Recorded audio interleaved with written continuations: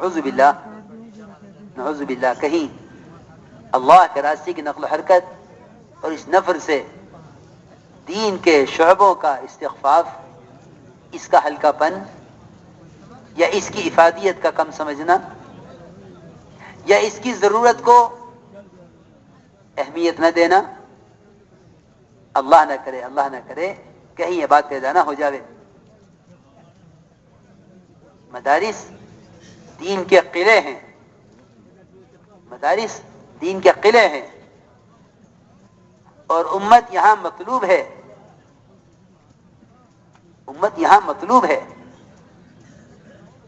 اس لیے اللہ تعالیٰ نے صاف طور پہ فرما دیا کہ مناسب نہیں ہے کہ ایمان والے سب ایک ساتھ نکل جائیں۔ ما كان المؤمنون لينفروا كافة فلولا نفر من كل فرقة منهم طائفة ليتفقهوا في الدين۔ ایسا کیوں نہیں کرتے کہ ایمان والوں کی جماعت کا ایک حصہ اللہ کے راستے میں نکلے؟ کیوں نکلے؟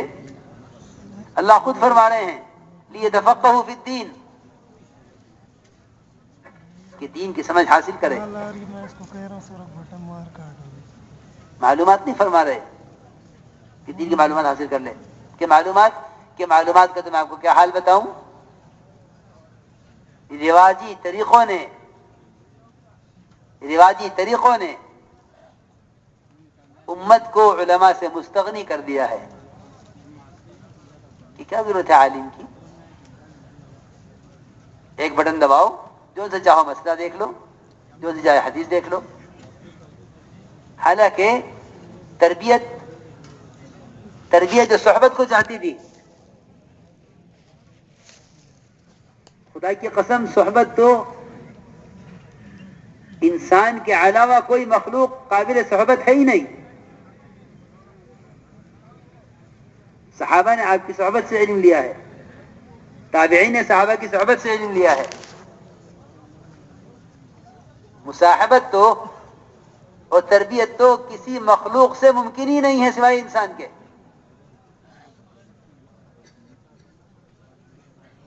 یہاں آلات پر علم ڈال دیا ہے کہ اب علماء کی ضرورت نہیں ہے۔ یہی زمانے کا سب سے بڑا فتنہ ہے کہ امت کو علماء کی ضرورت نہ رہے۔ اس لیے یہ بات یاد رکھنا، مولانا صاحب فرماتے تھے کہ رواجی طریقوں سے رواج ترقی کرے گا، دین ترقی ہرگز نہیں کرے گا۔ رواج ترقی کرے گا۔ میں نے شروع میں عرض کر دیا تھا، بالکل ابتدا میں خطبہ مسنہ کے بعد ہی عرض کر دیا تھا کہ کوئی طریقہ کسی سنت کا متبادل نہیں ہے، کہ امت جا رہی ہے سہولت کی طرف، اور سہولت کھینچے گی رواج کی طرف، اور سنت کھینچے گی مجاہدے کی طرف۔ اچھی طرح سمجھ لو۔ اس لیے میرے دوستو عزیزو، علم تو علماء کی صحبت سے حاصل کیا جائے گا۔ اللہ کے راستے کے نفر کے ساتھ تفقہ فی الدین کا کیا تعلق ہے؟ اللہ فرما رہے ہیں کہ یہ نکلے اللہ کے راستے میں لیتفقہوا فی الدین، تاکہ دین کی سمجھ حاصل کریں، وَلِيُنذِرُوا قَوْمَهُمْ إِذَا رَجَعُوا إِلَيْهِمْ، اور واپس آ کر مقامی لوگوں کو ڈراویں۔ کیا بھائی، مقامی لوگوں کو ڈرانے کے لیے ان کے نکلنے کی کیا ضرورت تھی؟ یہ بغیر نکلے بھی مقامی لوگوں کو ڈرا سکتے تھے۔ یہ کیا ضروری ہے کہ پہلے یہ نکلیں، اللہ کے راستے میں نکلیں اور تفقہ فی الدین حاصل کریں، پھر جا کر مقامی لوگوں کو ڈرائیں؟ اس کے نفر کی کیا ضرورت ہے؟ اللہ کے راستے کا نفر لازم ہے اور متعدی ہے۔ اس آیت کے اندر دونوں چیزیں اللہ نے بیان فرما دی ہیں کہ لازم بھی ہے، متعدی بھی ہے، اپنے لیے بھی ہے، دوسروں کے لیے بھی ہے۔ لیتفقہوا فی الدین لازم ہے، وَلِيُنذِرُوا قَوْمَهُمْ إِذَا رَجَعُوا إِلَيْهِمْ یہ متعدی ہے کہ اپنے لیے بھی نکلنا ہے اور دوسرے کے لیے بھی فائدہ ہے۔ اس لیے میرے دوستو عزیزو، حضور اکرم صلی اللہ علیہ وسلم نے اس علم کی مثال جو خود لے کر آئے ہیں اور ہدایت کی مثال بادل سے دے کر امت کو حرکت پر ڈالا ہے. یہ نہیں فرمایا کہ علماء کنواں ہیں جس کو علم حاصل کرنا ہو کنویں پر آوے. یہ فرمایا کہ علماء انبیاء کے وارث ہیں اور میرے علم کی مثال بادل کی طرح ہے کہ بادل خود جاتا ہے زمینوں پر. 3 قسم زمین کے بیان فرمائیں. ایک زمین وہ جو پانی کو جذب کر لے اور درخت اور گھاس اگاوے. ایک زمین وہ جو پانی کو جمع کر لے لوگ پیئیں اور پلاویں. ایک زمین وہ پانی سے برس کر بہہ جاوے کہ اس نے اس زمین سے کوئی فائدہ نہیں اٹھایا, اس زمین نے پانی سے کوئی فائدہ نہیں اٹھایا, لیکن بادل سب پر برس رہا ہے. میرے دوستوں, بزرگوں, عزیزوں, اس طرح علم اور علماء کو حرکت میں رکھا تھا کیونکہ علم امت کی امانت ہے. علم امت کی امانت ہے, اسے امت تک پہنچانا ہے, اسے امت تک پہنچانا ہے. جب بھی حضرت عمر رضی اللہ تعالی عنہ کسی کو بھیجنا چاہتے گورنر بنا کر ملک سے باہر, اصل مقصد ہوتا تھا دین کی تعلیم دینا اور ان کے جو مسائل ہوں ان کو بھی حل کر دینا. اور ایک صحابی نے تو انکار ہی کر دیا حضرت عمر کو کہ میں تو گورنر کے لیے جاؤں گا نہیں, ہاں اگر آپ مجھے دین کی تعلیم دینے کے لیے بھیجنا چاہتے ہیں تو میں ساری دنیا میں جانے کے لیے تیار ہوں, جہاں چاہے بھیج دو. اللہ کے نبی کی سنت سکھانے کے لیے اور قرآن سکھانے کے لیے اگر آپ مجھے بھیجیں تو میں جانے کے لیے تیار ہوں, لیکن گورنری کے لیے میں نہیں جاؤں گا. میرے دوستو عزیزو, اپنے علم کو لے کر حرکت میں آؤ. رسول اکرم صلی اللہ علیہ وسلم نے اپنے ہر صحابی کو معلم بنایا تھا, متحرک بنایا تھا. معلم بنایا تھا, متحرک بنایا تھا, اور مزاج یہ بنایا تھا کہ دیکھو امت, علم امت کی امانت ہے, اسے امت تک بلا معاوضہ پہنچا دینا. علم امت کی امانت ہے, اسے امت تک بلا معاوضہ پہنچا دینا. کسی معاوضے کا مطالبہ نہیں کیا, بلکہ ابی بن کعب رضی اللہ تعالیٰ عنہ نے ایک بچے کو قرآن سکھلا دیا. اس کے باپ نے خوش ہو کر ایک کمان جو بہت عمدہ لچکدار لکڑی کی کمان تھی, علم امت کی امانت ہے, اسے امت تک بلا معاوضہ پہنچا دینا. کسی معاوضے کا مطالبہ نہیں کیا, بلکہ ابی بن کعب رضی اللہ تعالیٰ عنہ نے ایک بچے کو قرآن سکھلا دیا. اس کے باپ نے خوش ہو کر ایک کمان جو بہت عمدہ لچکدار لکڑی کی کمان تھی اور بطور ہدیے کے پیش کی ہے. پڑھانے پر کوئی معاملہ بھی نہیں ہوا تھا, بطور ہدیے کے پیش کی ہے. عمر رضی اللہ تعالی جو ہے ابی بن کعب رضی اللہ تعالیٰ عنہ نے وہ کمان اپنے ہاتھ میں لے کر آپ کی خدمت میں حاضر ہوئے. آپ نے فرمایا کہ ابی اتنی عمدہ کمان کہاں سے آئی ہے؟ عرض کیا میں نے فلاں کے بیٹے کو قرآن سکھلایا تھا, اس نے مجھے ہدیے میں دی ہے. آپ نے فرمایا کہ ابی اگر اس کو لے کے جہنم میں جانا چاہتے ہو تو لے لو ورنہ واپس کر دو. حالانکہ ہدیے سے زیادہ پاکیزہ مال کوئی نہیں ہوتا. یہاں کوئی معاملہ نہیں ہوا تھا کہ آپ اس کو پڑھائیں گے آپ کو اور ہم آپ کو کمان ہدیے میں کمان دیں گے پڑھانے کے بدلے میں. کیونکہ جو چیز جو عمل کسی وظیفے کے ساتھ مربوط ہو جائے گا اس میں سے عمومیت ختم ہو جائے گی. ہر ایک کو معلم بنایا. آپ فرمایا بلغوا عنی ولو آیا, ایک آیت بھی تمہیں آتی ہو دوسروں کو پہنچا دو. یعنی صحابہ کرام حضور اکرم صلی اللہ علیہ وسلم کے حجرے میں جمع تھے. آپ نے ایک بات فرمائی, پھر یہ فرمایا کہ جو یہاں حاضر ہیں کمرے میں وہ باہر والے جو اندر نہیں آ سکے ان کو پہنچا دیں. اتنا ایک آیت بھی آتی ہو تو پہنچا دو. بلغوا عنی ولو آیا, ایک آیت بھی آتی ہے تو دوسروں کو پہنچا دو. اسی میرے دوست عزیزو, علم کو عام کرنے کے لیے اور امت سے جہالت کو ختم کرنے کے لیے حضور اکرم صلی اللہ علیہ وسلم نے اپنے صحابہ کرام کو مزاجی بنایا تھا کہ تم امت کو علم پہنچاؤ بلا معاوضہ, امت کو علم پہنچاؤ بلا معاوضہ.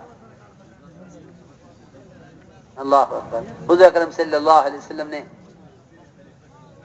آپ کے یہاں سیکھنے کے لیے آتے لوگ, آپ صلی اللہ علیہ وسلم طلبا کو اپنے ساتھ لے جاتے کھلانے کے لیے, صحابہ آنے والوں کو اپنے گھروں میں لے جاتے کھلانے کے لیے.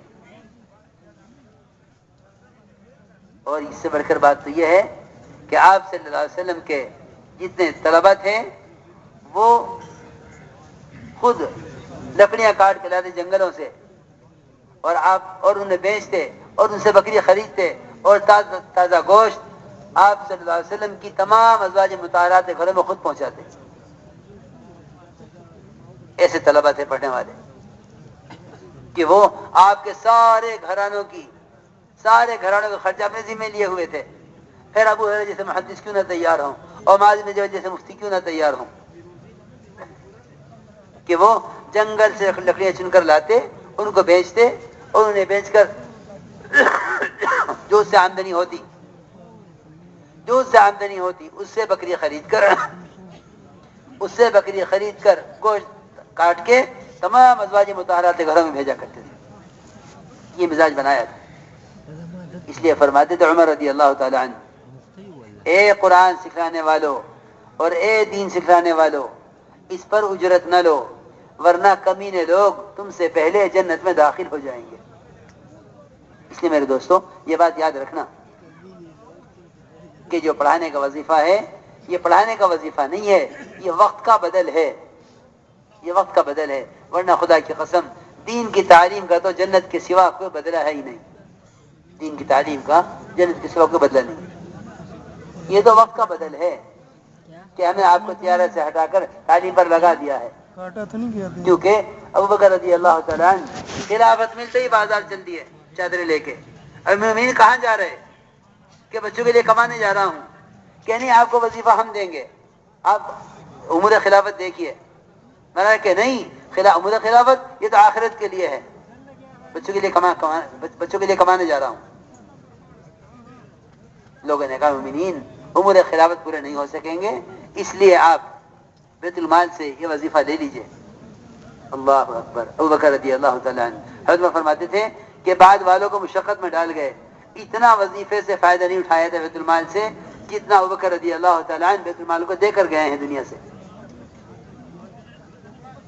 حضرت عمر رضی اللہ تعالیٰ عنہ خلافت کے زمانے میں تجارت کرتے تھے. اپنے بچوں سے فرما دیا تھا اس چکر میں نہ رہنا کہ باپ امیر المومنین ہے, مال آگے کا ہمیں بھی کھلاویں گے, خود کما کے خرچ کرو اپنے بچوں پر.